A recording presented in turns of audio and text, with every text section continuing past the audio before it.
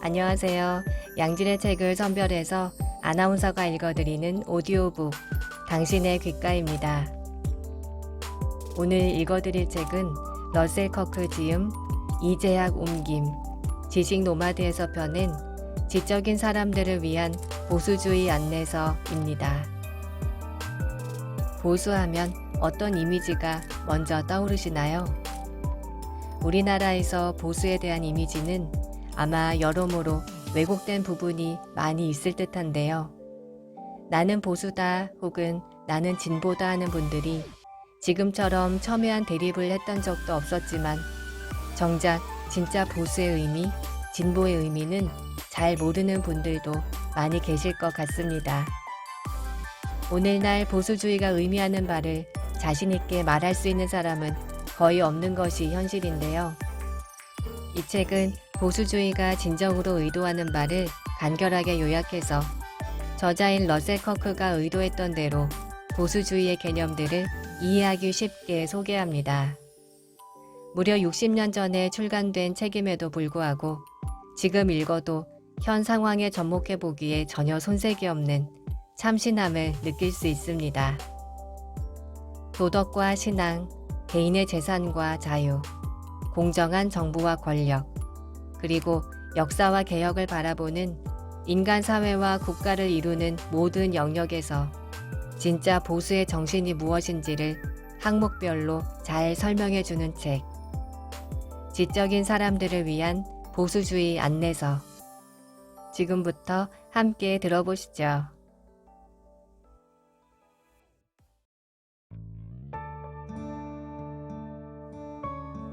보수주의의 정수. 근대 보수주의는 프랑스 혁명이 발발하던 무렵 형성됐다. 당시 선견 지명이 있었던 영국과 미국의 정치인들은 광신적 혁명 분자들이 드러낸 파괴와 전복의 충동을 억제해야 한다고 인식했다. 그들은 인생을 살아볼 만하게 만드는 문명의 요소를 인류가 보존해야 한다고 생각했고, 그렇게 하려면 어떤 일관된 생각의 체계를 수립해야 할 필요를 느꼈다. 영국에서 진정한 보수주의를 세운 이는 에드먼드 버크였다. 그의 책 프랑스 혁명에 대한 고찰은 당시 영국 여론의 향배를 돌렸고 헤아릴 수 없이 많은 미국과 유럽 대륙의 지도자들에게 영향을 미쳤다. 새로 건립된 미국에서 건국의 아버지들 모두는 실제적 경험과 받아온 교육 덕분에 보수적이었고, 따라서 자신들의 후손을 정의와 자유라는 길로 영원히 안내해 나갈 헌정체제를 만들어내겠다는 결의에 찼다.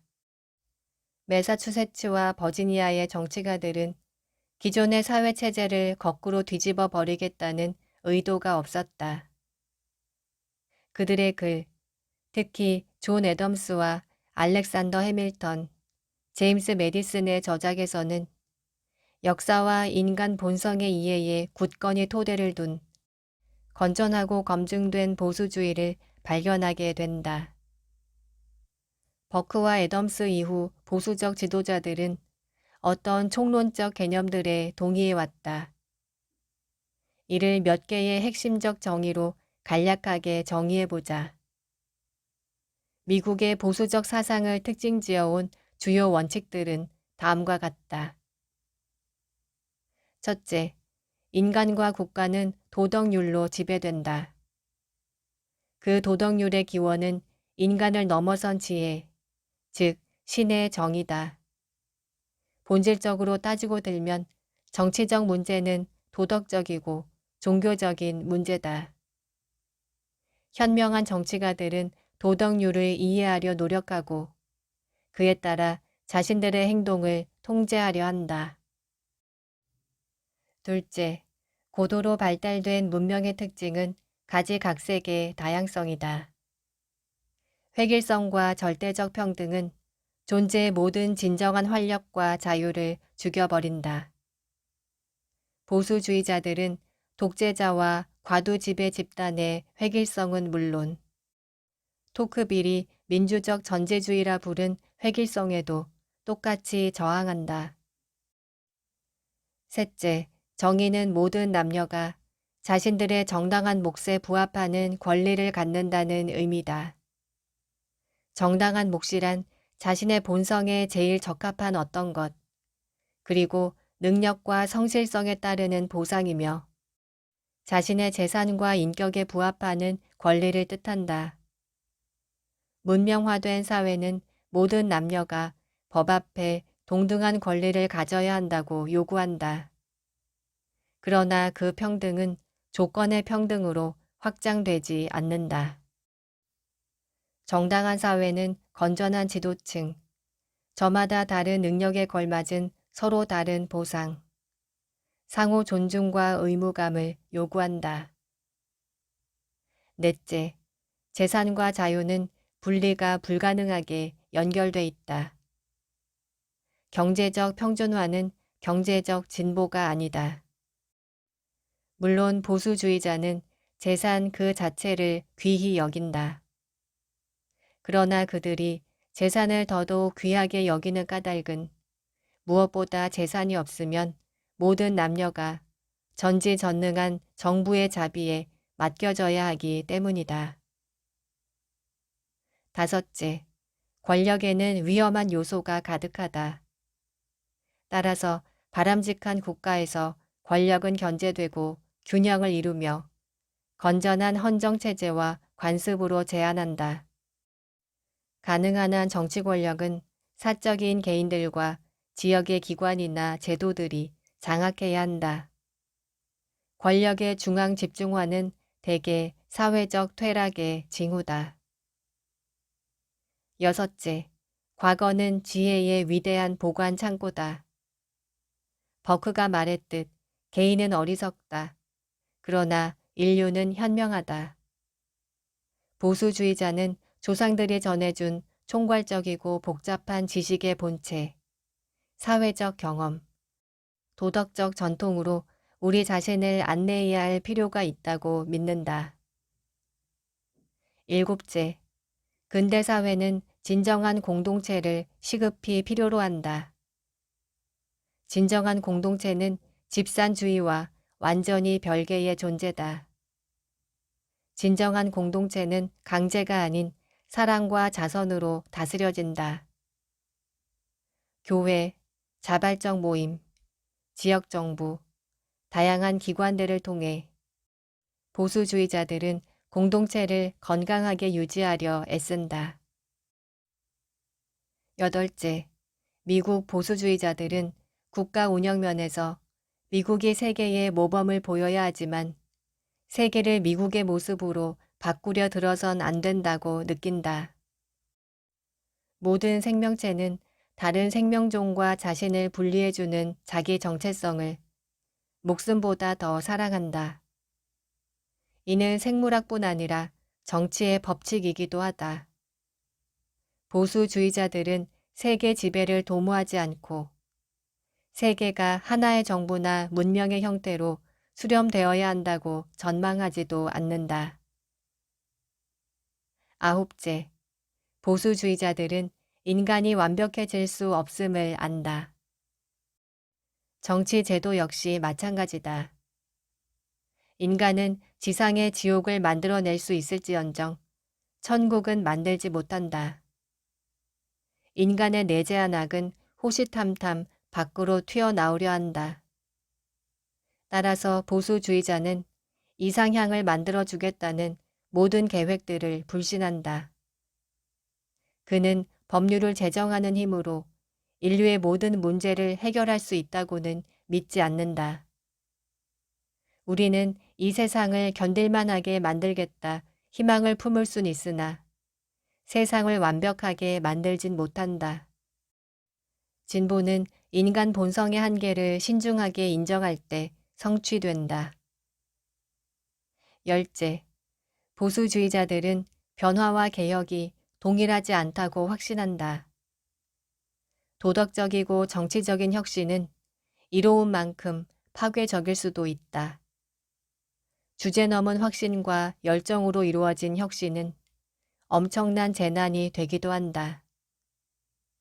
인간의 모든 제도들은 시대에 따라 어느 정도 변한다.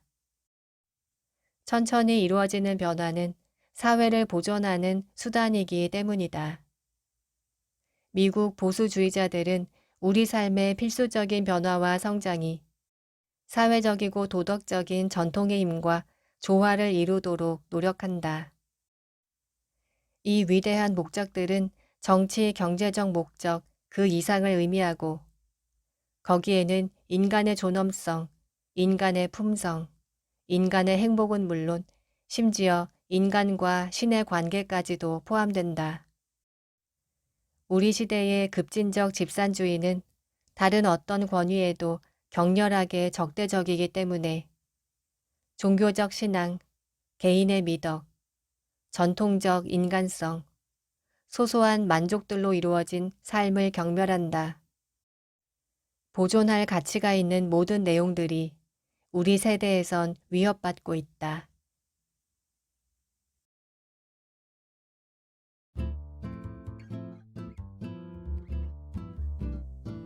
종교적 신앙.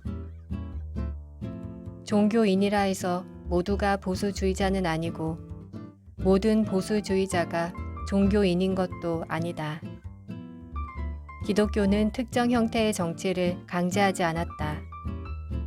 비록 급진주의자 대부분은 기독교 신자가 아니었지만 독실한 기독교 신자로 유명한 급진주의자는 있었다.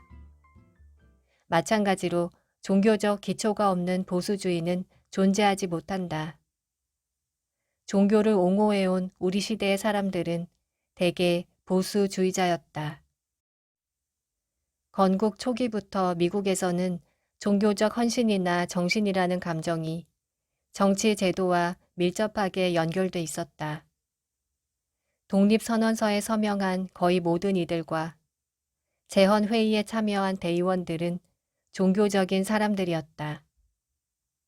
공화국이 출범한 이래 발표된 경건한 대통령 포고문들 모두는 신의 가호와 권능에 의지했고 지도적인 보수 정치인이나 필자 대부분은 대단히 심오한 신앙인이었다. 조지 워싱턴과 제임스 매디슨과 존 랜돌프는 미국 성공회, 존 애덤스와 존 카루는 유니테리언, 오레스티스 브라운스는 가톨릭, 너세니얼 호소는 회중교회, 에이브러햄 링컨은 신실하지만 독립적인 유실론자, 그리고 더 많은 사람들이 독실한 종교 생활자였다. 우리는 종교가 시민사회의 기초며 모든 선함과 위안의 근원이라는 사실을 알고 내면적으로도 느낀다라고 에드먼드 버크는 썼다. 보수주의자는 인간사회를 신과 인간, 더 나아가 죽은 세대와 현재 살아있는 세대, 그리고 앞으로 태어날 세대 사이에 맺어진 영원한 계약이라고 본다. 영구한 지혜와 권능이 충만할 때에야 우리는 그러한 계약을 생각해내고 조상들에게 진 빚과 후손들에 대한 의무감을 의식하게 된다. 우리가 동료 인간에게 자비롭게 또 공정하게 행동하는 유일한 이유는 신의 의지가 우리에게 그리하도록 서로 사랑하도록 명령했다고 믿기 때문이다. 종교적 보수주의자는 인간에겐 사회에 지는 의무가 있으며 공정한 정부는 도덕률로 통치된다고 확신한다. 우리가 우리만의 소박한 방법으로 신의 본성과 신의 사랑에 동참하기 때문이다. 지혜는 신을 두려워할 때 시작된다고 보수주의자들은 믿는다. 보수주의자들은 인간의 본성을 보존하고 싶어한다.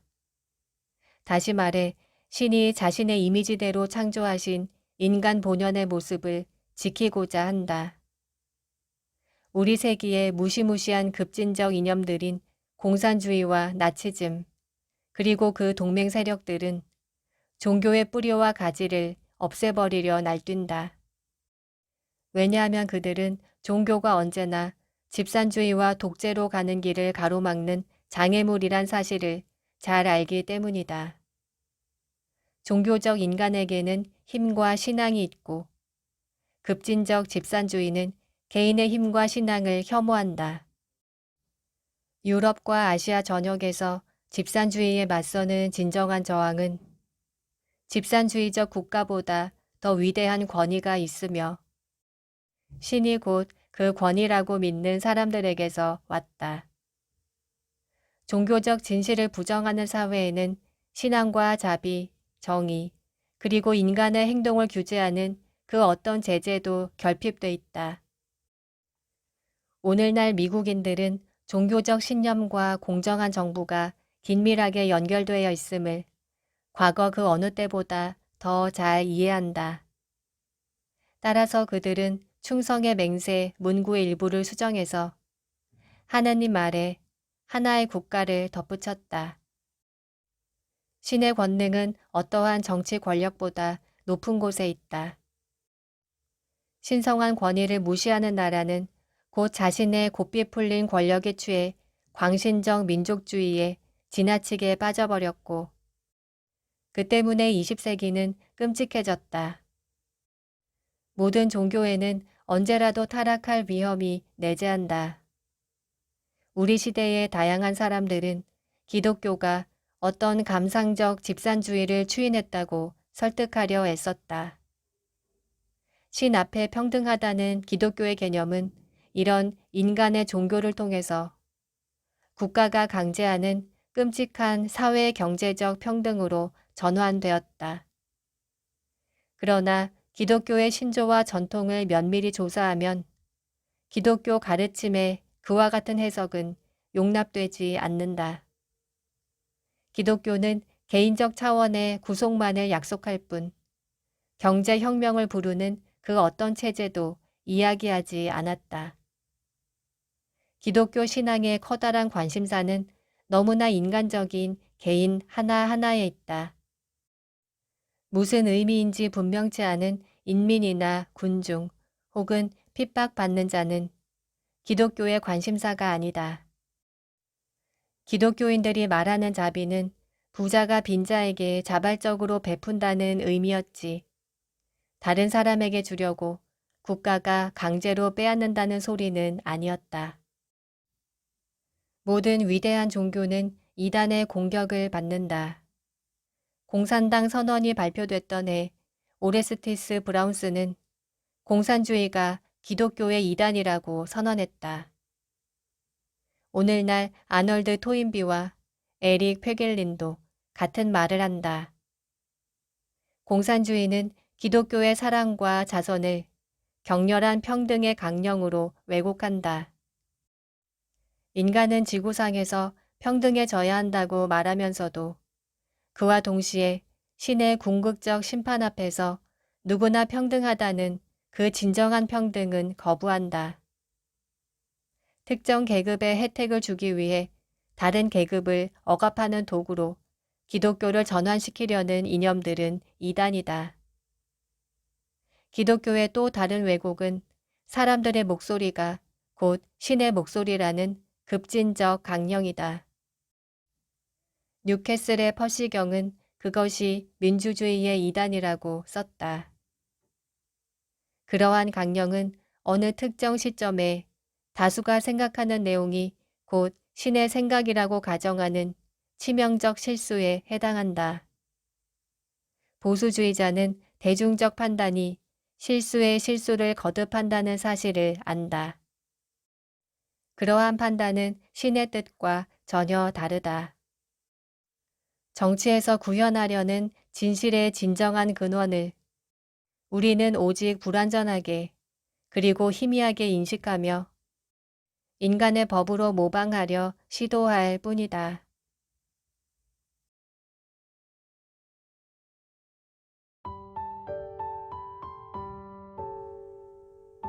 양심.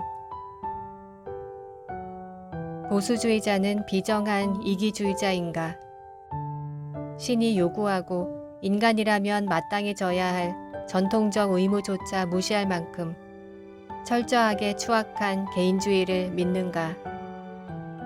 짧게 말해 보수주의자에게 양심은 있는가?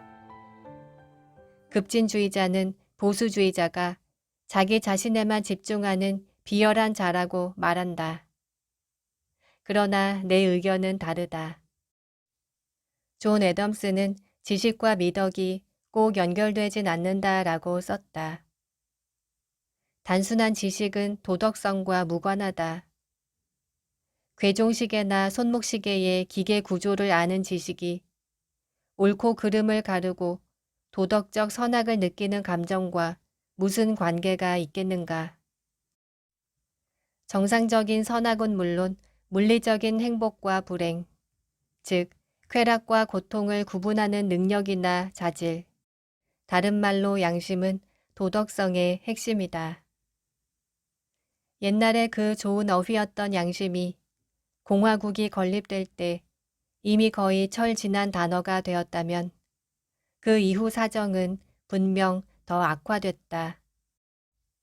애덤스가 이미 알고 있었듯 전 세계는 양심이 악화되는 데 비례하여 고통을 받았다. 제러미 벤담은 양심은 계몽된 이기심에 지나지 않는다고 그 의미를 축소해 버리려 했다. 칼 마르크스는 양심이란 착취자의 죄의식을 부추기는 피착취자의 무기로 기능할 뿐이라 선언했고, 지그문트 프로이트는 양심이 주로 유아기의 불행에서 비롯되는 죄책감에 불과하다고 생각했다.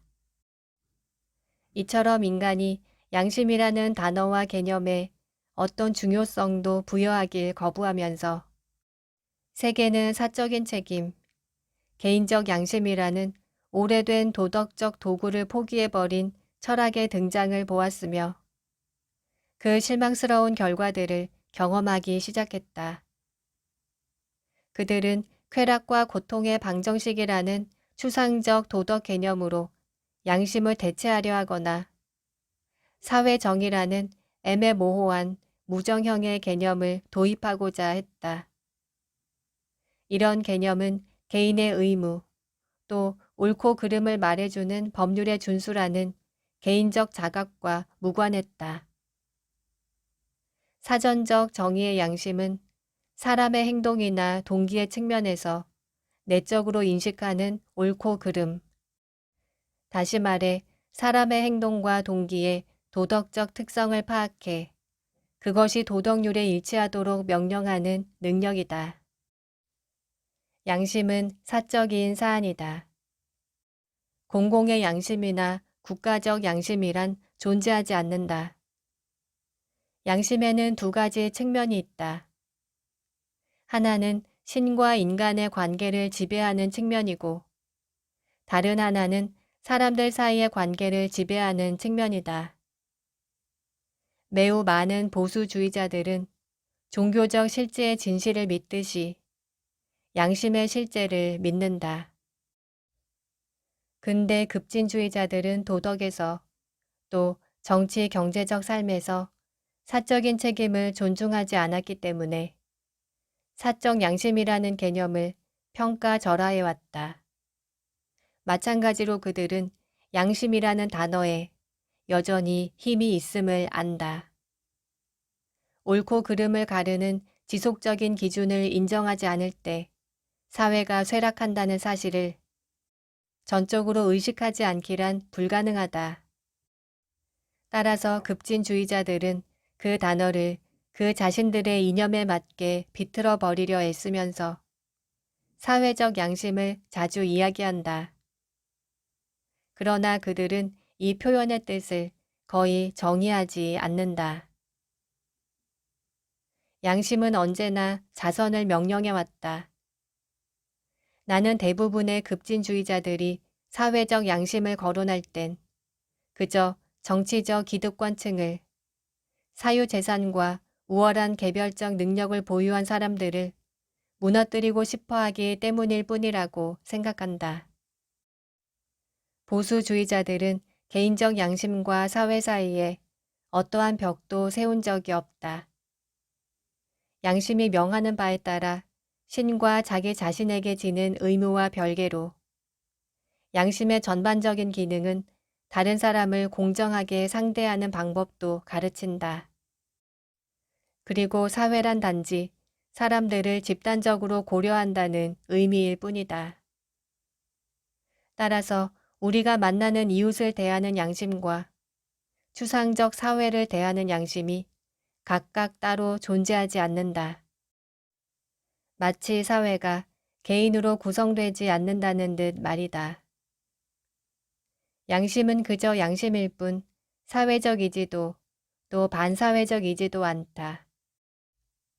그것은 도덕적 인간으로서 우리가 다른 도덕적 인간들과 함께 어떻게 살아가야 하는지를 가르치는 정의와 윤리관이다. 따라서 보수주의자는 반사회적이거나 양심이 없는 사람이 아니다. 사려 깊은 보수주의자는 우리가 아는 이들을 직접 보듬는 정도에 비례해 양심의 건강한 정도가 결정된다고 믿는다. 반면 추상화되거나 감상적으로 변하고 일반화 혹은 제도화되며 더 나아가 비인간적 정치 권위로 강요될수록 건강한 양심이 아니라고 믿는다. 바로 그렇게 보수주의자는 진정으로 인간, 도덕적 개인을 존중하기에 양심적이다. 그는 자선이 가정에서 시작된다는 사실을 알고 있다는 바로 그 이유 때문에 자비로운 사람이다. 또한 개개인을 효율적으로 계획된 경제의 부속품이 아닌 사랑의 신성한 계율 아래 살아가는 형제와 자매로 바라본다는 바로 그 사실 때문에 그는 공정하다.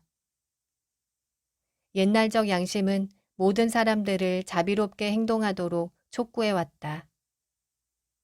자선은 언제나 강자, 현명한 자, 근면한 자, 선견지명이 있는 자, 운이 좋은 자, 민첩한 자, 잘생긴 자, 부를 상속받은 자의 가슴 속에 자라난 자비의 마음에서 시작된다.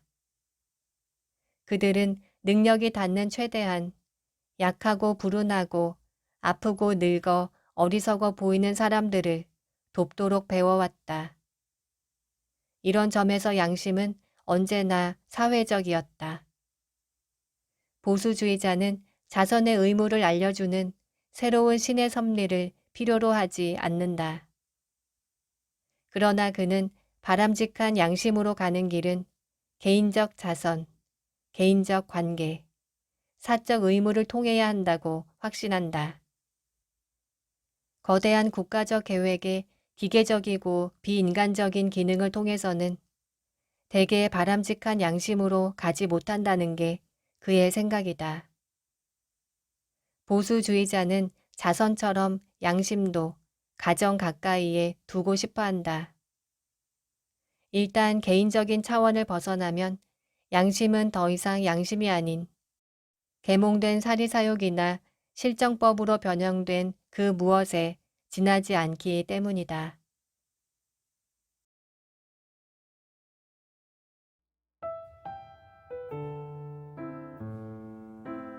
공정한 정부. 제퍼슨은 정부를 필요악이라 일컬었다. 그러나 미국인 대부분은 그 말이 진짜라 믿지 않았다. 일반적으로 보수주의자의 눈에 정부는 필요선이다. 정부가 공정하고 헌정체제에 부합하며 균형 잡히고 제한된 존재인 한 그렇다. 정의, 질서, 자유는 정부의 권위와 개인의 권리가 만족스럽게 균형을 이루었을 때 가능하다. 무질서로 혼란스러운 시절의 보수주의자는 공정한 정부의 권리를 지지하려 애쓴다. 사려 깊은 보수주의자라면 정치 권력이 위압적으로 집중 강화되는 시절엔 국가에 맞서 개인을 옹호하는 쪽으로 돌아선다. 지금 미국에서는 후자의 경향이 작동 중이다. 따라서 미국 보수주의자는 정치적 권위를 강화하기보다는 정부 기관의 영향력을 제한하려 든다. 공정한 정부는 창의력이 풍부한 몇 사람이 급조해낸 창조물인 경우가 거의 없다. 이런 정부는 서서히 성장해 왔으며 신의 섭리 아래에서 국가의 경험이 만들어낸 결과물이다. 그때나 지금이나 열정적인 개혁가는 이 과정을 촉진하고 오도된 개혁가는 국가의 헌정체제에 해를 가한다. 그러나 대개 어느 나라건 건전한 제도는 역사적 경험의 산물이고 이는 미국의 경우도 마찬가지다. 얼핏 보기엔 필라델피아라는 제한된 공간에서 몇 개월 만에 미국 헌법이 만들어진 듯하다. 그러나 미국의 연방 헌법은 최초에 등장한 주의 헌법들과 마찬가지로 150년간 현실적으로 겪은 식민 지배 경험, 그리고 그 이전 600년 이상 이어졌던 영국의 경험에 그 토대를 두었다. 게다가 고전 문명과 기독교 문명의 모든 유산 역시 우리가 갖고 있는 공정한 헌정체제라는 개념의 형성에 기여했다. 도덕에 대한 유대인들의 이해, 법률에 대한 로마인들의 이해, 인간의 존엄을 바라보는 기독교적 개념 등은 모두 미국의 헌법을 만든 이들의 마음속에 있었다. 강하고 경건하며 실천적인 인물들이고 그중 상당수가 지식인이었던 공화국의 설립자들은 자신들이 미국의 진정한 헌정체제 전체를 처음부터 끝까지 새로 만든다고는 생각지 않았다. 그들은 그저 자신들이 속해 있는 땅과 문명의 역사적 경험, 또 그 교훈을 공식적으로 표현했을 뿐이다. 그들은 새로운 국가를 창조했다는 자부심을 당연히 느끼면서도 선조들의 지혜 앞에선 겸손했다. 그러나 오늘날 우리의 삶에서 벌어지는 사회, 경제, 군사적 변화들, 또 지역과 개인의 자유를 통합하게 선호하는 일부 사상가들의 주장들로 말미암아 미국 헌정체제 구조의 전반적인 기초가 도전받고 있다. 어떤 사람은 미국의 역사적 경험이 낡았다고 말한다. 그러나 보수적 사상가는 다음과 같이 말한 코넬 대학의 클린턴 로시터 교수와 함께 그런 주장을 부인한다. 미국인들은 결과적으로 선진적인 철학자들의 충고를 받아들여 집단, 계급, 대중여론, 파워 엘리트, 실정법, 공공행정 등 20세기 미국의 또 달라진 현실에 조금 더 신경 쓰는 정치 이론을 수용해야 할지 모른다. 그러나 보통의 미국인들은 자신들이 때때로 철학자들보다 오히려 더 현명하다는 사실을 증명해왔다. 예언컨대 평범한 미국인들은 앞으로도 정치 공동체를 양도 불가능한 권리, 인민주권, 동의, 입헌주의, 권력 분립, 도덕성, 그리고 제한된 정부라는 관점에서 생각해 나가리라 보는 편이 안전할 것이다. 미국 혁명의 정치 이론은 여전히 미국인들의 정치적 전통으로 남아있다. 천부 인권을 소중히 여기고 중앙정부가 아닌 연방정부와 대의원들을 중시하는 정치적 원칙들 때문에 미국은 세계 전역에서 정의, 질서, 자유의 모범적인 친구로 여겨졌다.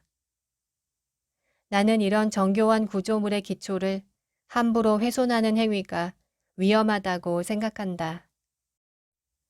국가는 나무와 같아서 가지야 쳐내도 되지만 뿌리에 도끼질을 해서는 안 된다. 우리의 정치 전통을 넘어서야 한다고 주장하는 사람들은 과연 이미 성공적인 정부를 수립한 가설과 제도들을 급격히 수정했을 때 발생할 결과를 제대로 이해하고는 있는지 의심스럽다. 기독교 신앙, 그리고 영국과 미국 역사의 시민 사회적 경험에서 유추된 우리의 복잡한 전통과 헌정체제를 초월하려는 과정에서 그들은 오래전에 어떤 대안적 전통과 헌정체제를 수립하고 인정해야 할 필요성에 직면하고 만다. 미국의 정치체제는 미국인들에게 매우 높은 수준의 정의와 질서, 그리고 자유를 보존해 주었다. 하나의 정부는 그것이 낳은 결실에 따라 판단된다. 우리의 정치체제는 그동안 눈부신 성과를 거두었다. 그리고 오래된 헌정체제에 새로운 생명력을 부여하려는 신중한 사회개혁가라면 그런 정치적 전통에 부응하는 수정을 도모하리라고 나는 생각한다.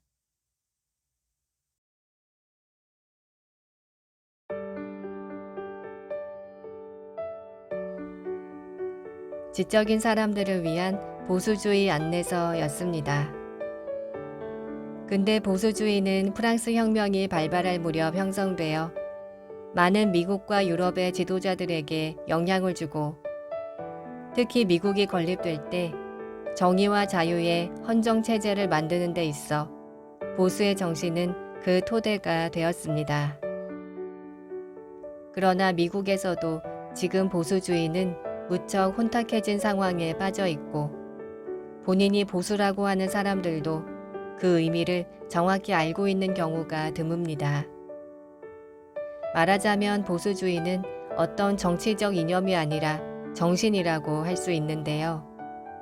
윤리와 신앙을 토대로 한 가치관, 그 정신으로부터 문화와 정치가 흘러내린다는 것입니다. 내가 보수주의를 제대로 이해한 보수주의자라면 그 가치관을 토대로 어떤 이념을 가진 정당을 지지할지도 결정하게 된다는 것이죠. 보수에 대한 막연하고도 잘못된 이미지를 벗어던지고 보수의 의미와 정신을 이해하는 데 도움이 되셨길 바랍니다. 당신의 귓가에였습니다. 함께 들어주신 여러분 고맙습니다.